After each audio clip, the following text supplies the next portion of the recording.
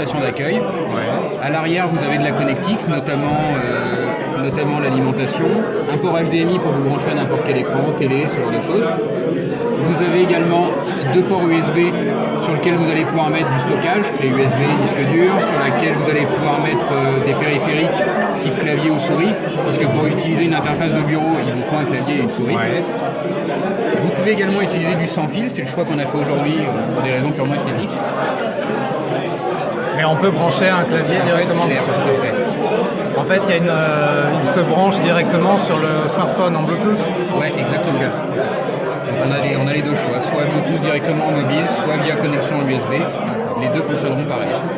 Une fois que vous êtes branché, il n'y a rien de spécial à faire sur le mobile, il n'y a pas d'appli à lancer, vous vous branchez juste sur la station et vous récupérez un affichage sur l'écran.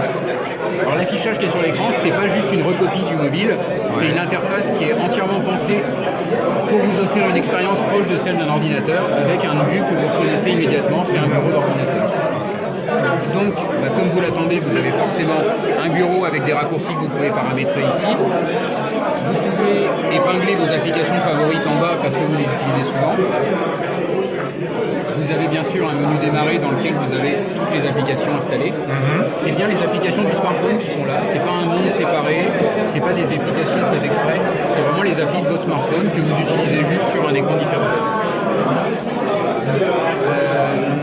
L'avantage, c'est que ça va vous permettre de faire du multitâche de façon super confortable.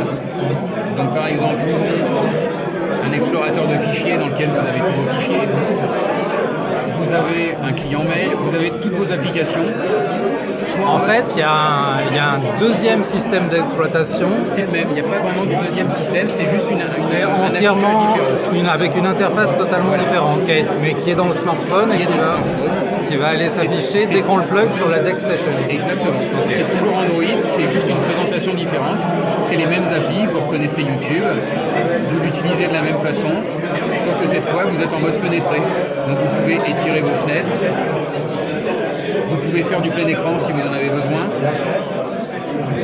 Vous vous organisez pour faire votre travail comme vous en avez envie.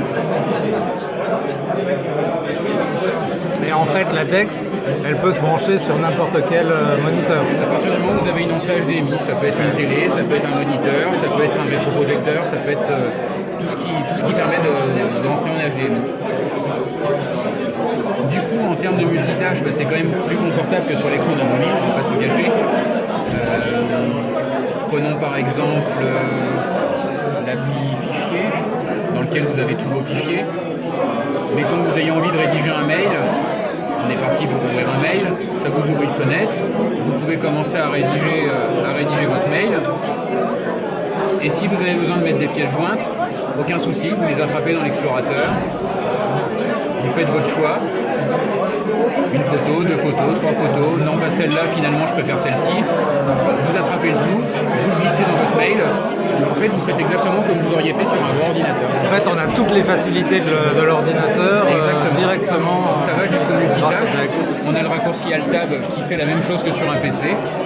Et vous vous baladez entre vos applications de façon complètement intuitive. On n'en oublie pas quand même qu'on reste sur un mobile. Donc si jamais vous recevez un appel ou un SMS, pas de souci, vous allez avoir une petite notification ici. Si c'est un SMS, vous ouvrez la notification, vous répondez avec le clavier, comme ça c'est confortable.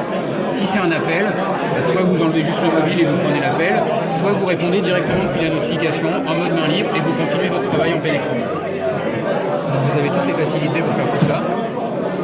L'avantage, c'est que comme on utilise les mêmes applications que dans le monde mobile, que c'est le même univers, c'est les mêmes fichiers, c'est vos photos, vos documents, il n'y a pas d'histoire de est-ce que c'est du bon côté, est-ce que j'ai synchronisé. En fait, c'est complètement transparent. Quand vous avez fini votre travail, vous enregistrez, vous débranchez le produit, vous partez avec. Et vous retrouvez tout dans l'état où vous l'avez laissé sur le mobile. Est-ce que ça enregistre l'interface ou pas? Ça enregistre l'interface. Donc là, on a laissé un peu tout comme c'était.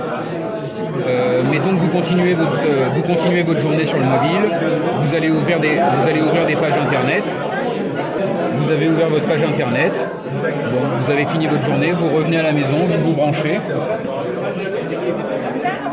Toujours rien à lancer, le mobile re-switch automatiquement sur l'écran. Et on retrouve retrouve l'univers tel qu'on l'a abandonné tout à l'heure. C'est-à-dire que toutes les applis qu'on avait ouvertes, elles sont toujours ici, ouvertes dans l'état où on les a laissées. Et les choses qu'on a faites depuis, par exemple le navigateur, on a ouvert une page web, elle est maintenant ouverte dans le navigateur, puisqu'intrinsèquement c'est en fait la même application, elle est juste affichée différemment.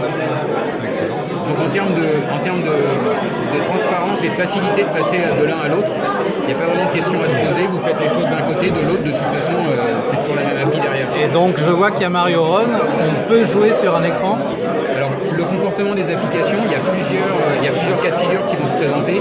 Les jeux typiquement c'est ceux où ça va le moins bien se passer, parce que généralement à cause des contraintes graphiques qui sont développées pour respecter un ratio d'écran particulier, donc typiquement si vous essayez de le lancer, il va vous dire qu'il n'est pas capable de se redimensionner et donc vous avez un ratio de fenêtre qui est imposé. On ne peut pas la redimensionner, on ne peut pas passer en plein écran. D'accord, mais ça fonctionne quand même, on peut quand même lancer un jeu. Il y a des choses qui fonctionnent.